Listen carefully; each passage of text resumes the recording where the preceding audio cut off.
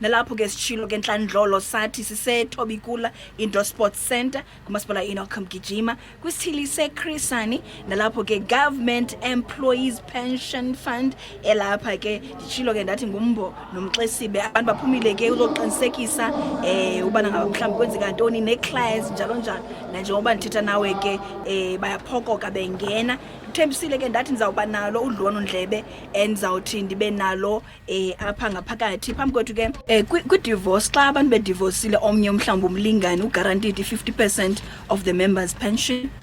Akunyanzelekanga xa nidivorceile uGPF abhatale u50% wepension. Thina sibhatala sigunyaziswa yila ncwadi suka enkantolo esibiza ngoba yi-divorce decree. So iba yiyo ke isettlement esasivumelwano niye navumelana ngaso kuba omnye obutshate naye makafumane umyinge wemali yakho.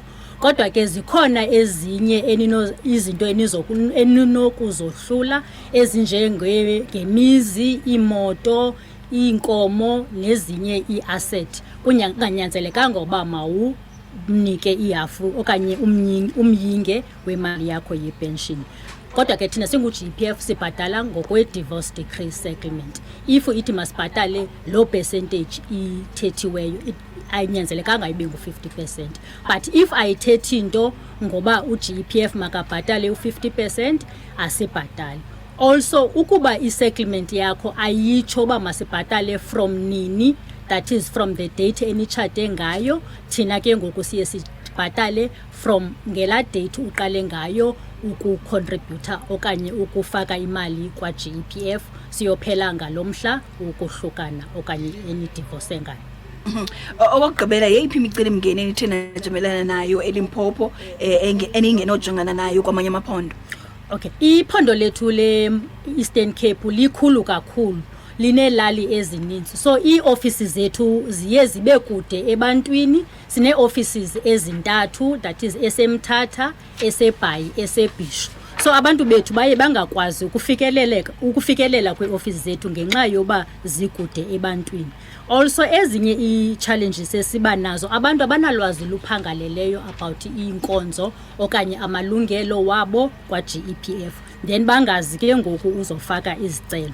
Apha ephondweni enye umcelimngeni esinawo kakhulu yila mitshato yethu yesintu apho khona abantu baye bangayi uyokubhalisa umtshato kwa Home Affairs. Kanti ke la mtshato wesintu, that is utsiki, funeka umuntu ayokubhalisa kwa Home Affairs azokwazi uba nesiqinisekiso xa uthe wasweleka omnye akwazi ke ngoku ukuveza impepha ezifunekayo.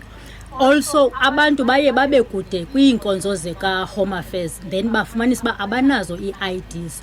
Abanye batshintshe isename but umuntu angayoyitshintsha isename yakhe kwa Home Affairs. Okanye i-banking details xa funeka sibhatele kule ngxowa ka-unclaimed singakwazi ukubhatala ngenxa yoba abantu basinike i-banking details ezingezizo okanye esezivaliwe. Ngenxa yoba ke ngoku i-details zabo esinazo apha kwa GEPF bakhange bazoze update, singakwazi ke ngoku bafumana kwangethuba sizokwazi ukubhatala kwangethuba. Ndoneliseke kakhulu because kudala ndiyidinga uGEPF ndingayazi uba udeza nina ikoma. Ndithenda ubona ke ngoku kwezi group, yabona ezi groups zabahlali ziyasinceda. Ndibone phaya club group uba uGEPF uzabe elapha e-Indo namhlanje. Ndaqonda ke ayinduzuphoswa because kudala ndimnika.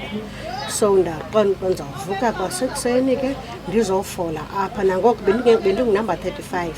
Mna ngokwami bendicinge ndinumber 1 kuba ndibone abantu ndingababoni kanti abantu bazifihle kula magumbi amaninzi alapha ase-Indo. Okay. So ndiyayibulela kakhulu mani into yobana basivakashele basizisele inkonzo kufutshane kuthi. So uthi iyanceda neza groups zasekuhlaleni soba nifumane le information lolu hlobo. Ndincedeke kakhulu egroupini. Uba bendingekho kula group ngeke ndingayifumenanga mhlawumbi le nto.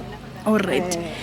Ncedakele kakuhle kakhulu yonke into ndanelisekile si-services zabo because bayakwazi ukumamela basebenzisane nawe bakubonise ke yonke into yakho obuyifuna. So ke yonke into ubuzoyenza uphumelele wa right, so ugoduka ke ngoku unenhliziyo emhlophe. Yonke into ebendizoyenza ndiva ndonwabile ngoba ndiyayazi uba ii-pensions zam zihamba njani, ndiyazazi nee-beneficiaries zam uba zihamba njani, ncedakale kakuhle kakhulu. Kusise-741 ngokwe-numbers. Siyabona ke i-registration yethu isebhizi, basekhona abantu abangenayo. Siyazivuyela kakhulu ezi numbers. Kutsho ukuthi abantu bethu nyhani bayalidinga olu ncedo siluzisayo apha. Sichulumance kakhulu. Okay, senifake nemilomo namalungu enu alapha nokuba mhlawumbi nonwabile nge-service, banwabile ngee-services abazifumanayo xa nimajongeni? Ewe kakhulu abantu sithe xa sigqiba kwenza la presentation yethu saba ne-session yokwenza inantsika i-question and answers. Kangoba sisaqhuba yona ngoku abantu bethu bayaphenduleka. Zininzi imibuzo abantu abanayo apha esithi siyiphendule. Ufumaniseka uba abantu bebefumana i-information engeyiyo phaa ngaphandle apha, kodwa ngoku ndiyabona uba noko kuya kutyhileka emehlweni kubantu bethu. Siyayivuyela loo nto kakhulu. Kangoba sinazo nee-services apha ngokwe-section, abantu abadinga into ze-medical aid subsidy after umntu eritayirishile. Siyakwazi uba sisake kwezaa stalls bebenengxaki zezo zinto bafumane uncedo. Abanye bebeaplayele into ze-military pensions bayafumana uncedo on the spot. So sizizinto noko siyabona uba abantu bethu bachulumance kakhulu. Ingeba amalungu enu ebengekho namhlanje angakwazanga ukuza namhlanje bangalifumana njani uncedo ukuya phambili?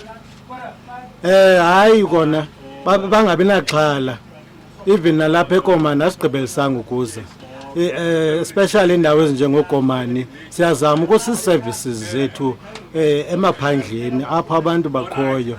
Umzekelo apha eKomani siyazama into okokubana sizise ii-mobile nantsika offices zethu nento ekuthiwa yi-co-location. Siyakwazi ukuthi sizohlala apha noba yiveki noba ziiveki zimbini siservice abantu bethu. Siya-advertise ke xa sizawuza ko-Facebook page bethu nasezidepartmentini so that abantu bave uba siyeza baphume ke ngobuninzi babo. Siyabacebisa uba baze bajonge nala makhasi wethu onxibelelwano. Yes. Ninazo i-road shows enizicwangcisileyo ukusuka apha. What do you hope to achieve kwi-outreach programs zenu? Ukusuka apha njengoba siqalile ngoku siqala uphula ukuqala namhlanje, sizawugqibelisa ngomgqibelo olandelayo. Usuka apha kwethu namhlanje sizawuhamba sibheka eBhisho. NgoLwesithathu sizawube sine-forum phaya ke sizawube sibize abaphathi bee-departments kuba sifuna naphaya ukuqinisekisa into okokubana abaphathi banendlela ekwaziyo nabo ukutheklisha ezi services zethu, bazofumana ulwazi kakhulu oluthe vetshe nezi services ka-GEPF.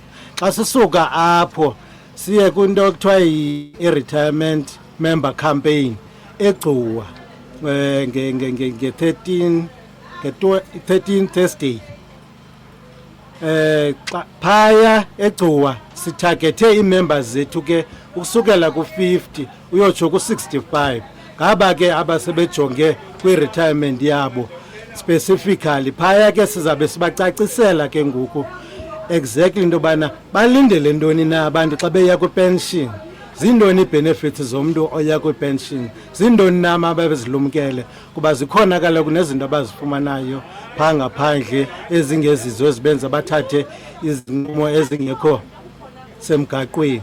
So siyozama ukukhawulelana nezo zinto ke phaa. Sabe sithagethe ke phaa iGcuwa, iNgqamakhwe, iDutywa, iWillowvale, uyoma ngeCendane. Abo bantu abo sesibathumelele ii-SMSs, sibathatha kwi-database yethu sabathumelele ii-SMSs. Sizawube siphaa eGcuwa ke kwa-education, sizawube siqhubela apho. Nalapho sawuqala i-registration ngo-7, siqale ke ukuservisa from 8 ukuyoma ngo-5. Inkosi. Alright, okokugqibela ngaba mhlawumbi nithini mazothini kumalungu e-GEPF aphulaphule esithetha nje? Sifuna ukuthi kumalungu e-GEPF aphulaphule mawamamele ingakumbi kula makhasi wethu onxibelelwano. Facebook nako-Twitter abakwaziyo ungena kweza social media natsika makhasi wethu. Yes. And also nasezireyidweni sikhona nasezireyidweni sizawuba khona ngoku sizaba nayo nenkqubo ezawuqala kumabona kude sithetha ngebenefits ezi zethu zika-GEPF. Siyabafuna pha ukuba bamamele ukwenzela into okokubana bazokwazi ufumana ezi services zethu.